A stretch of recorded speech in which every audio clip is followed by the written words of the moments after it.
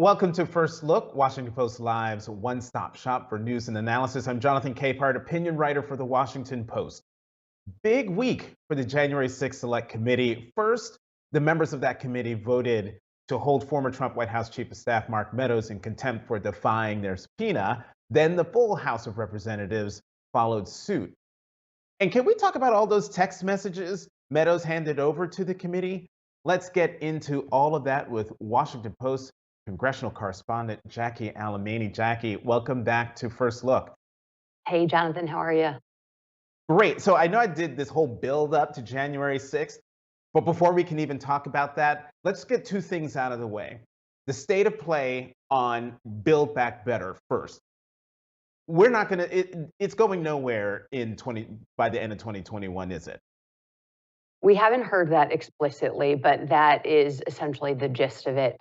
It has been a rough week for Democrats. I don't think they wanted it to end this way, but at this point it seems inevitable. But essentially, President Biden's biggest economic priority, passing the Build Back Better plan, the nearly $2 trillion infrastructure bill that built on the previously passed bipartisan infrastructure bill, is not going to get done by the Christmas deadline, going to be pushed into next year after Joe Manchin sort of stalled and blew the December plan up. And then two other priorities as well have also been stalled.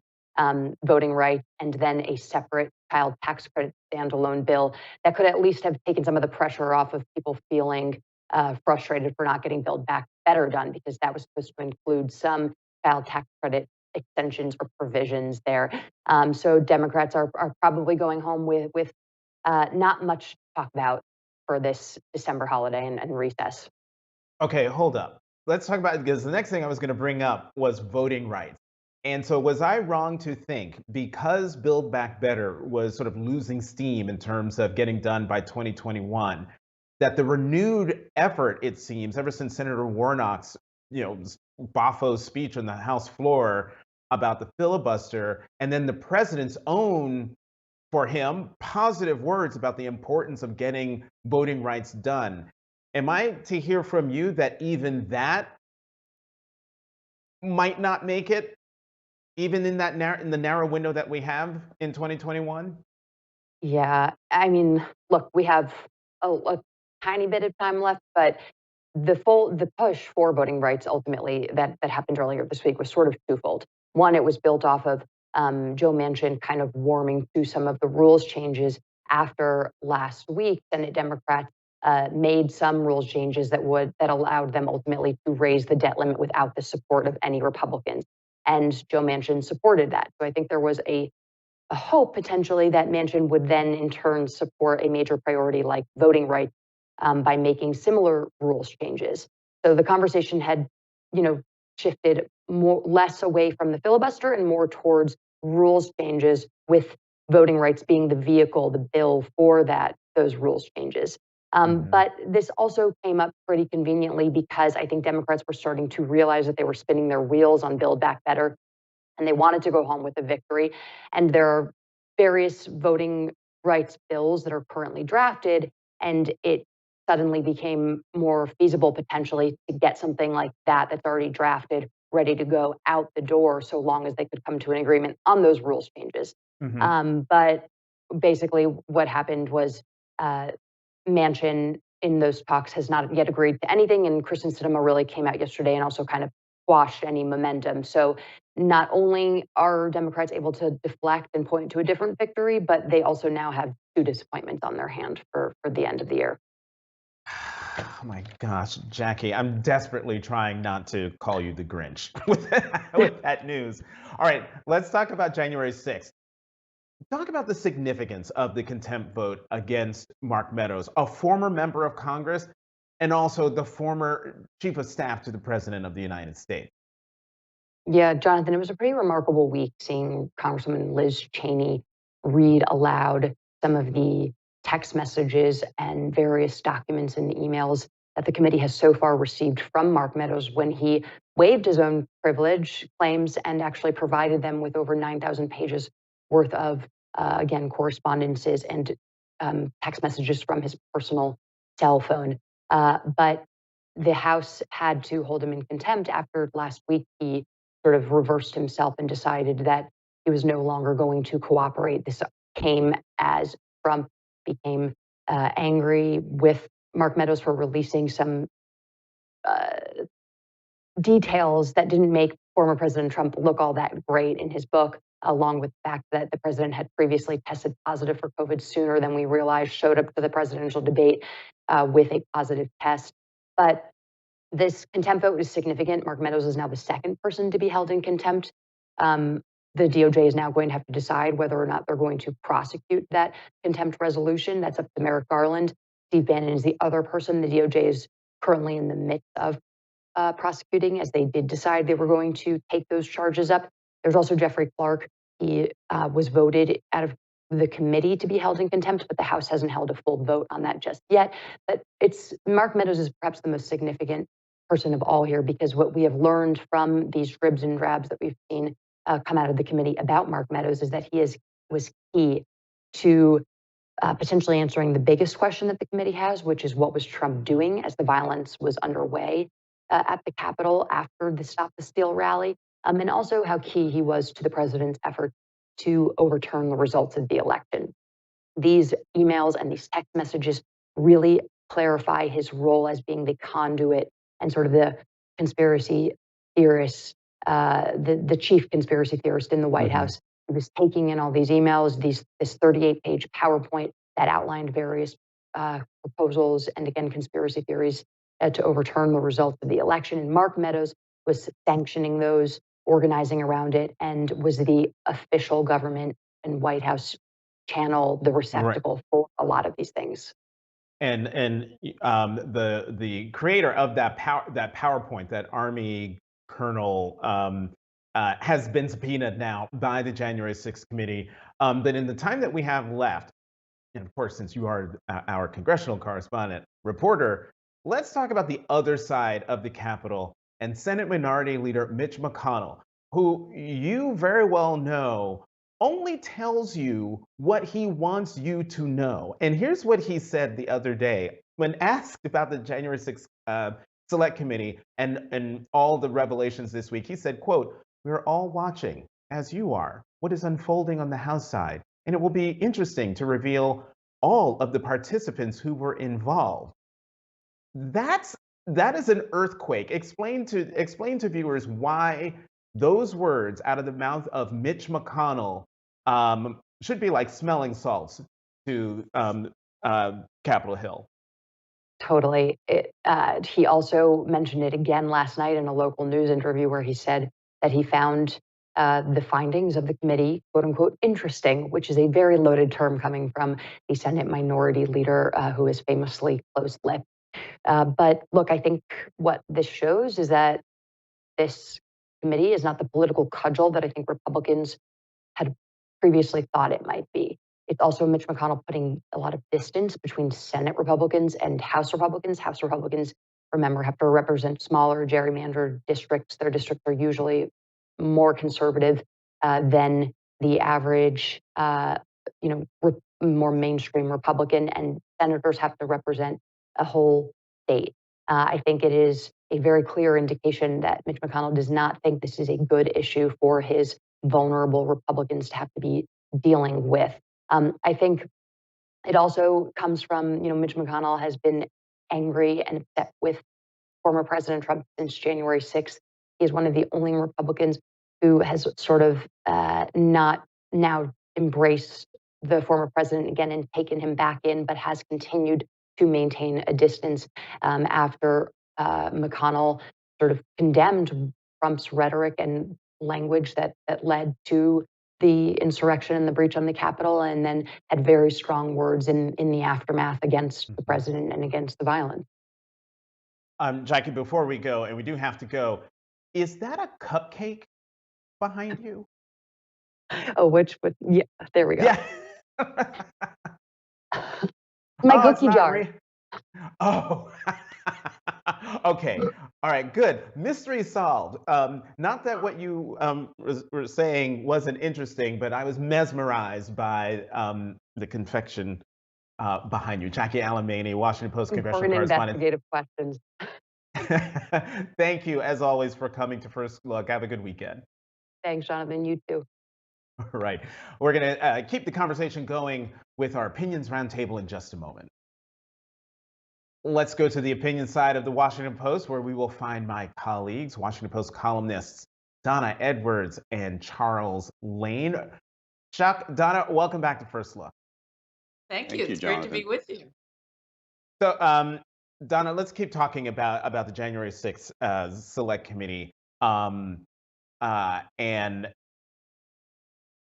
I'm so fascinated by what Mitch McConnell said and has been saying this week about the committee. It's interesting, and paying attention to like who the participants who are all involved. What should we make of this? Well, I mean, I think that he has been particularly interested in separating himself from the goings on January 6th and from the former president.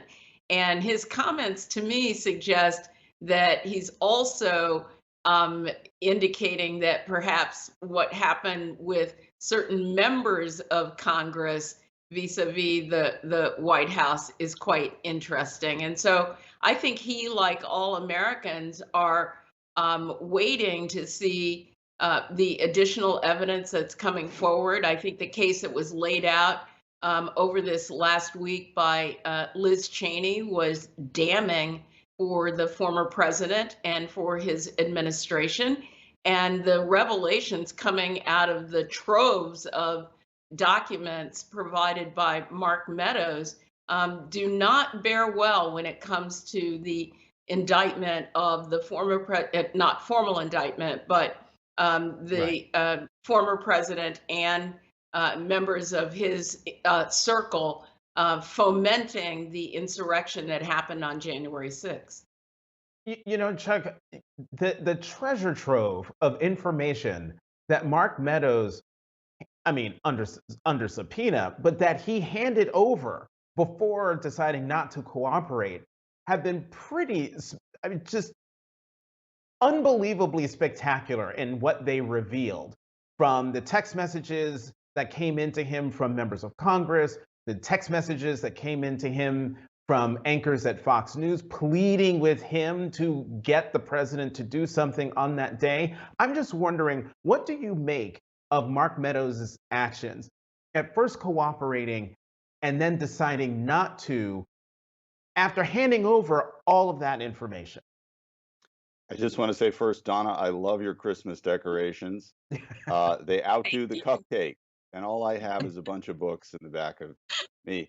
Well, it seems to me, Jonathan, I agree with you that there's a lot to chew on in what's come out, and I think it's pretty clear that people who today are acting as if it was no big deal, this insurrection, on the day itself were in a state of panic. And on the other hand, there may have been some, and I think this is what this Senator McConnell was alluding to, may have been some in Congress who knew about it in advance, or at least that's an issue that the committee is getting close to. It seems to me Mark Meadows is managing to get the worst of both worlds from his point of view. On the one hand, he's revealed a lot of information and he's getting all kinds of blowback from Trump. And now he's stopped revealing it and he might get held in criminal contempt. It would have been a lot easier, it seems to me, for him to just pick one option or the other, to let it all hang out, say everything he knows, cooperate fully, or defy 100%. Instead, he's kind of caught in this no man's land. And I think it's to the advantage of the public because this information is coming out. And this has is my come out. question, right? And I've heard people say, describe, former Congressman Meadows as not being among the smartest people to ever be in the House. But do you think he actually thought he could have it both ways? Is that a question to me? Yes, to you.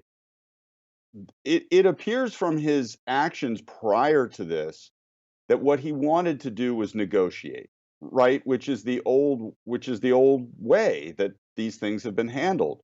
And then I think I think he also wanted to make money by publishing a book. which probably, is a little crossways with trying to play it straight in terms of an investigation. But I think the pushback and the hostility that he's been met with for having cooperated to the extent that he did, President Trump is treating this like, or former President Trump is treating this like, an absolute test of loyalty, with huge consequences for anyone inside the party. And Meadows has found himself caught on the wrong Hmm. side of that. Donna, President Biden said this week, weighing in when I believe when asked, that Mark Meadows was, quote, worthy of being held in contempt. You're not only a former member of Congress, you're also a lawyer. What do you make of the president commenting on Meadows? Well, I mean, I think that he's observing, frankly, what the Congress what Democrats laid out in terms of holding Mark Meadows in contempt, and he's merely commenting on what Liz Cheney and the rest of the committee put forward for the basis of the criminal contempt referral. I think that here, what Mark Meadows has done is he went in the mode of cooperation and then he pulled back. He's a lawyer. He understands that once you do that, the cat's out of the bag. You can't pull those documents back. It allows the committee to put the pieces together, and it defeats his argument of executive privilege. And I think that that is what is key here. And I would not be surprised at all if the Department of Justice moved forward on this criminal contempt claim. Chuck, real fast, what do you think the Justice Department's going to do? I think they're going to think it over very carefully, and they're going to, I think they're going to proceed. But I think we should all be cognizant of the fact that the goal here is to get information. That's the top priority, not to put people in jail, even though that may be necessary. Mm-hmm. All right, let's talk about other action on Capitol Hill, legislative action. Donna, you recently wrote a column critical of your former colleagues, where you asked a simple question: why does Congress only act at the last minute? You were there. You were part of that. What's the answer? Well, I think part of it is that, when these deadlines come up, it then becomes a driver for getting it done. Although we noticed this last week that for all of the talk about, the debt limit and raising the ceiling, it basically happened without a whimper.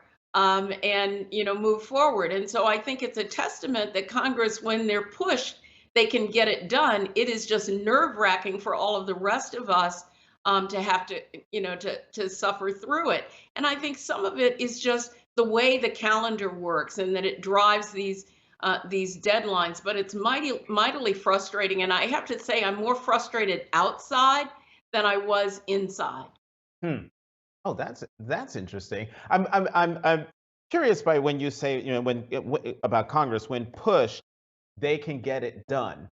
There were deadlines for Build Back Better. There were deadlines for voting rights, and as we now know this morning, Build Back Better is going to blow through that deadline, and most likely, as Jackie just reported, while it hasn't been officially stated, it's pretty much not going to happen in 2021. Jackie Grinch Alemany also said that voting rights also probably won't make it in 2021. So Chuck, your reaction to that and what Donna said in terms of how Congress operates?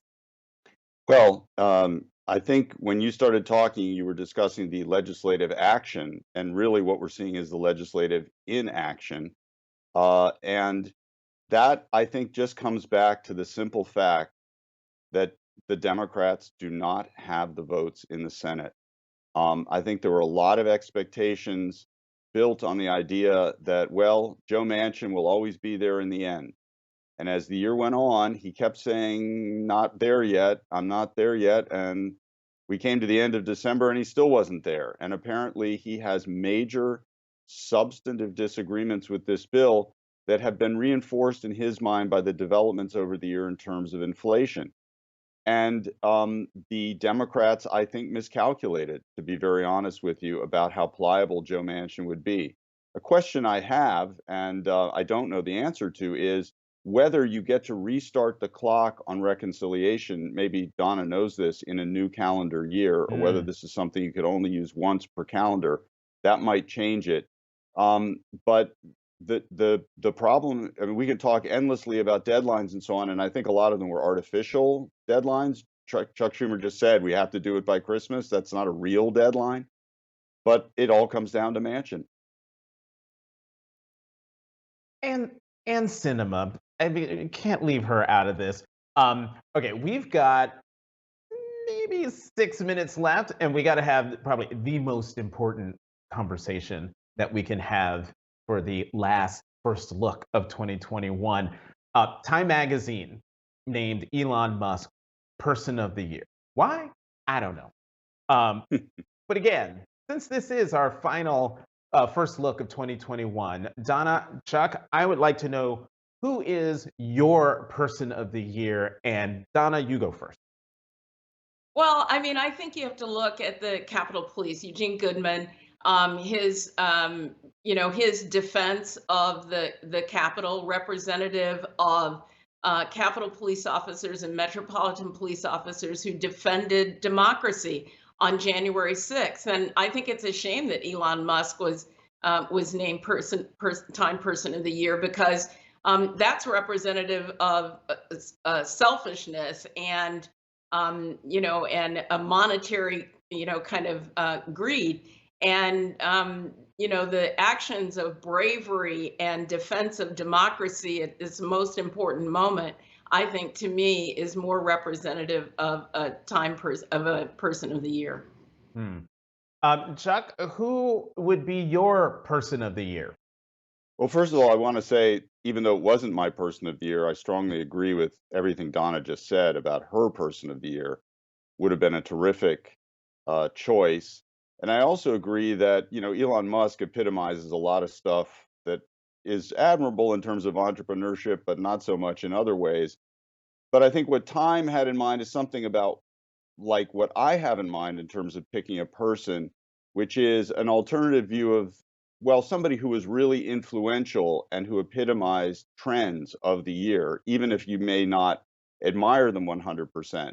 And my choice was the person we were just talking about, which is Joe Manchin, who Hmm. turned out to be a surprisingly pivotal figure in Congress this year, and who, through his behavior, whether you agree with it or not, epitomized a lot of what is happening in the United States. He epitomized the role of the filibuster in our democracy.